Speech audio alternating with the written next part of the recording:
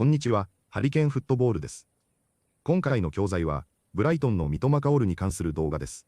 ブライトンは、プレミアリーグの第21節で、マンチェスターシティと対戦し、1点を先制されながらも、三笘薫の鮮やかな同点ゴールで、1対1の引き分けに持ち込みました。マンチェスターシティファンのブーベイは、リアクション動画の中で、三笘薫のゴールを称賛し、素晴らしいプレーで、素晴らしいフィニッシュだったと話しています。実際にどのように話しているのか、チェックしてみましょう。Manchester City 1, Brighton 1, 2 points drops in the Premier League title race. If Arsenal win against Liverpool, 8 points clear.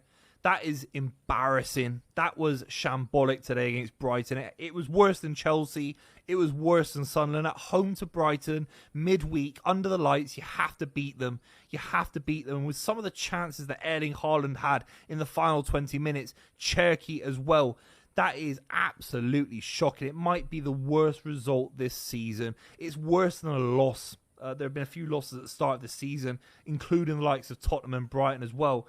But that was shocking, guys. It really, really was. A lack of poise, a lack of style, a lack of control. Defensive embarrassment, really, for the Matoma goal. I don't know if City can win a title with this squad. A squad that I think has got enough quality to win a league title. And I wouldn't just say it. As a football fan, you wouldn't just say, oh, City can win a league title based on anything other than having enough quality and experience in the squad to do it. And ultimately, Hertzler is mugging off Guardiola every single season, it feels like. It's getting frustrating now because this is a Brighton side that defensively made so many mistakes and you aren't able to punish them. It's so frustrating. How do you win a Premier League title with a lack of conviction in front of goal in these big moments? In the last 3 games, it's staggering. It really is. Look, Erling Haaland scores, I think it's 150th goal for the club. Nice moment. At that point, I'm waiting for the second and third gear to go on. I'm waiting for Manchester City to find more form to make it 2-0, to make it 3-0, which it should have been. Bernardo Silva destroys the defender. He must have been 8 yards out and he goes side netting with it. And Bernardo Silva, for me, is one of the big casualties from this performance. He's been given a free role in this side. He sometimes operates as a kind of defensive midfielder on the ball and he'll press up into the attack off the ball. He's been very free and floating across the pitch and just linking up play. And for the last 7 years, he's one of the Premier League greats. I put him in there with the likes of a Dennis Bergkamp type of figure. I really do, in terms of technical ability, total footballer of the highest level. But I look at Bernardo Silva today missing that chance and I think, what does he actually provide? He's provided this club with untold success. He's an untold legend of the football club. But this is the moment for me where I thought his legs had gone a little bit. He isn't going out to press and he missed that big chance. You think, actually, could the side do with, you take Bernardo Silva out, you put Reinders deeper, Rodri's in there as well, and that's where Semenyo comes in. That's where you play Doku and Semenyo and get Cherky in midfield versus off the wing when he starts games.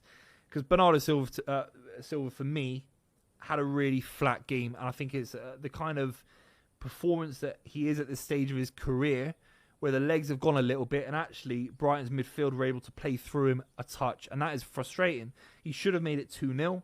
And these are big questions to ask of footballers. You should be scoring this. You should be scoring that. But when you watch it, you think a footballer of his caliber should be scoring that goal 1,000,000%.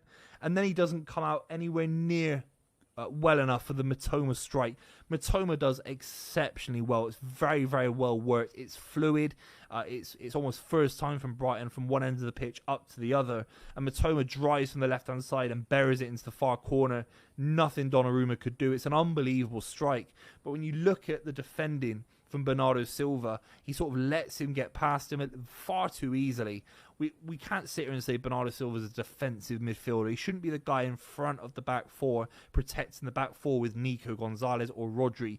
If Pep's got real worries about that defensive aspect to the midfield, he's going to have to drop Bernardo Silva and play Nico Gonzalez and Rodri together in a 4-2-3-1 and give Cherky a free role, give Phil Foden a free role. You have to play Nico and Rodri to protect these defenders, particularly when they're all injured. Because the defenders today, I'm not going to sit here and say the kid Ali Ain wasn't decent because I thought he was solid today. But Kujanov's a £50 million signing next to him. Someone that's played European football at the highest level. He's come into Manchester City, he's played games in the Champions League.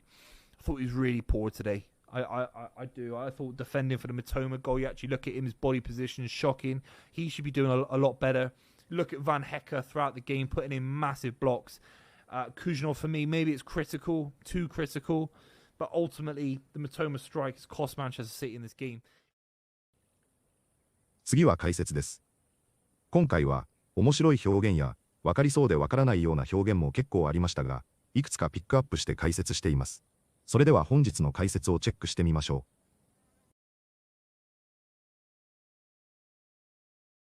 う。That was shambolic today against Brighton. シャンボリクはイギリス英語でよく使われる強い否定表現です。単に悪いという意味ではなく、組織やチームが全く機能していない状態を指します。サッカーでは守備が崩壊している試合内容に対して使われます。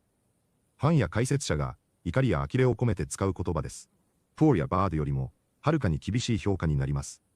感情が強く、公式文書より口語に近い表現です。イングランドのサッカーファン語彙として覚えておくと便利です。That was shambolic today against Brighton. That was shambolic today against Brighton. A lack of poise. ポイズは緊張する場面でも冷静さを保てる力を表す単語です。スポーツでは特に試合終盤や決定機で使われます。ゴール前で慌てずに判断できる選手はポイズがあると評価されます。逆にミスが続くとポイズが足りないと言われます。技術だけでなく精神的な安定感を示す言葉です。サッカー解説や試合レビューで非常によく使われます。カームよりも競技的評価的なニュアンスが強いのが特徴です。A lack of poise. A lack of poise. And ultimately, Hertzler is mugging off Guardiola. ムゴフはイギリス英語のかなり強いスラングです。相手をバカにしたり、コケにしたりする意味があります。単なる勝利ではなく、恥をかかせるニュアンスを含みます。サッカーでは、戦術的に完全に上回った時によく使われます。ファンや解説者が怒りや皮肉を込めて使う表現です。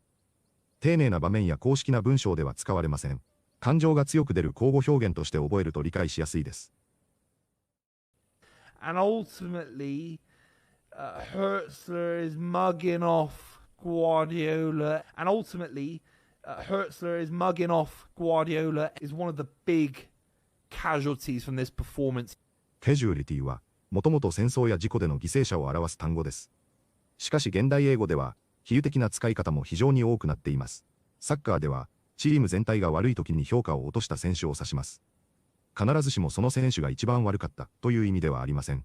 戦術や流れの影響で、割を食った存在というニュアンスです。解説者は、同情や分析の視点を込めて使います。感情よりも、構造的な問題を示すときに便利な表現です。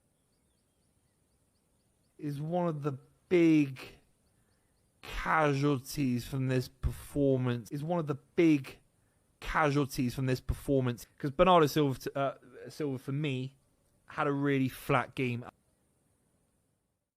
フラットゲームは、試合内容が物足りないときに使われる表現です。悪くはないが、良くもないという評価になります。動きや迫力にかけて、存在感が薄い印象を与えます。サッカー解説では、選手個人にもチーム全体にも使われます。プーフほど厳しくはありませんが、明確な不満が含まれます。日本語で言う、変凡なに近いニュアンスです。エネルギー不足や集中力の欠如が原因の場合が多いです。試合を支配できなかった時によく使われます。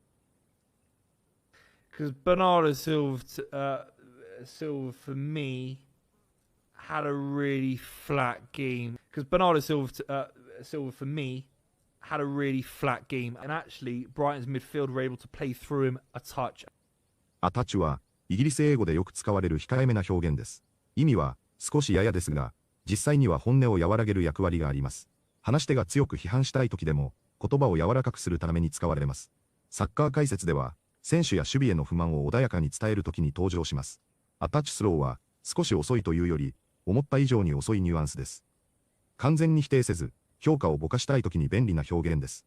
イギリスの実況や解説では非常によく耳にします。